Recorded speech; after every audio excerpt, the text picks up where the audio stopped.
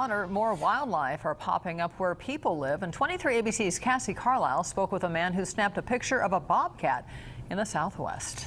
Well, we were just out for a little bit of running and cycling. Steve Buchanan has been training for a duathlon. I'm out here about 3 or 4 times a week. Yesterday evening, he was in for quite the jog. Cyclists came by and just gave me a little bit of a heads up that there was a bobcat on the path, so I stopped to make sure I could find it, and I didn't want to scare it, right?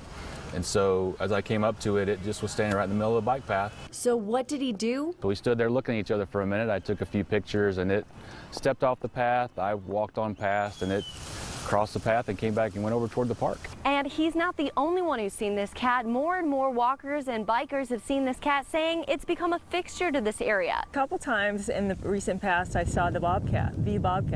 I'd heard about the sightings of a bobcat, and you think they're going to be up in the tree about to pounce on you or something, but it wasn't like that. While it is a wild creature, no one I talked with seemed that afraid. I looked across the path and he was right there, and it was like, oh my God, that's a bobcat. But he was just, you know, he was just being real casual, nothing predatory about him at all. That may have a little to do with his size. They usually weigh between 10 and 40 pounds, and generally speaking, they won't go after anything larger than a rabbit, maybe a house cat. Fish and Wildlife says there probably aren't more bobcats in our area, just that people are more aware. And if you get the chance to spot one yourself, don't worry. I would say people should just sit back, enjoy, take a couple of photos. Agreeing with Buchanan that this is a welcome sight. It just shows there's a lot going on out here. You know, a lot of wildlife that if you're just speeding by, you might not see. Confirming there is a wild side to Bakersfield.